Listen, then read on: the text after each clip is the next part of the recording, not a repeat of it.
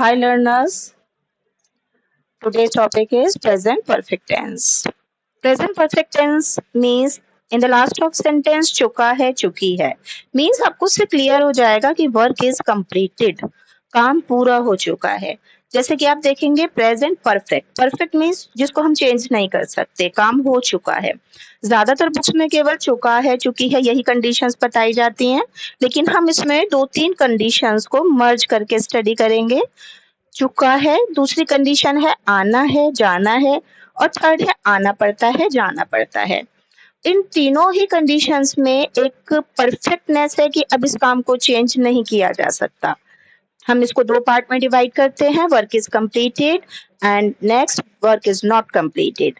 Work is completed में जैसे चुका है, मैं ये काम कर चुकी हूँ, तो चुका है चुकी है वाला सेंस होता है।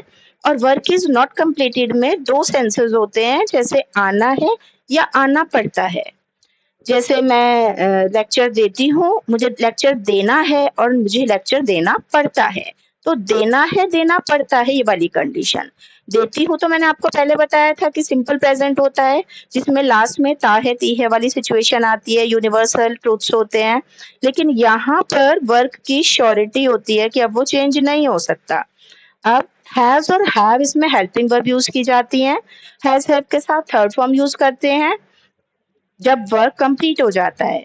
Has plus third form use होती है जब ही शी इट एनी नेम के साथ, और have plus third form use होता है आई वी यू दे के साथ, या खासकर हम कह सकते हैं प्लूरल के साथ।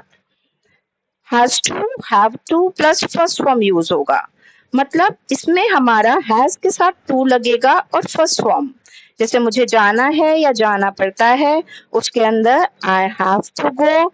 जाना है जाना पड़ता है दोनों ही सिचुएशन को एक ही तरह से लिखेंगे। मुझे ये काम करना है, I have to do this work. मुझे ये काम करना पड़ता है, I have to do this work. Clear? तो हैव टू ये वाले सेंटेंसेस हमें इसी हिसाब से करने होते हैं। वर्क कंप्लीट है तो हैज हैव के साथ थर्ड फॉर्म आएगा, लेकिन जब वर्क इनकम्प्लीट है तो हैज टू हैव टू के साथ फर्स्ट फॉर्म आएगी। एग्जाम्पल के लिए यहाँ आपको बताया है वह काम कर चुका है, he has done the work। अब has have हमने बोला था जब वर्क इज कंप्लीटेड होगा has have के साथ third form done, do did done, ये फर्स्ट सेकंड और थर्ड फॉर्म होती हैं। नेक्स्ट उसे काम करना है, उसे काम करना है it means he has to do the work, has to have to के साथ फर्स्ट फॉर्म। सेम सिचुएशन में उसे काम करना पड़ता है। अब काम करना है और काम करना पड़ता है दोनों को हमने सेम ही तरह से ट्रांसलेट किया है, he has to do the work, he has to do the work। जब वर्क कंप्लीट होता है तो हम हैज हैव के साथ थर्ड फॉर्म लगाते हैं, जब इनकम्प्लीट होता है तो हैज टू हैव टू के साथ फर्स्ट फॉर्म यूज होगा। फिर हम नेगेटिव सेंटेंस पे आते हैं। नेगेटिव सेंटेंस में हमने सेम सेंटेंसेस को ही नॉट के साथ यूज किया है। जब हम सिंपल वर्क इज कंप्लीटेड वाले सेंटेंसेस को बनाते हैं, जैसे उसने काम नहीं किया है तो ही has not done the work, he has not done the work, उसे काम नहीं करना है। अच्छा, काम नहीं करना है, श्योरिटी तो इसमें भी है, तो हमें श्योरिटी देखनी होती है। काम कर लिया है वो भी परफेक्ट है, चेंजेबल नहीं है, उसे काम नहीं करना है ये भी चेंजेबल नहीं है, या उसे काम नहीं करना पड़ता है। परफेक्ट का खास सेंस यही होता है, it is not changeable. Next उसे काम नहीं करना पड़ता है, he has not to do the work.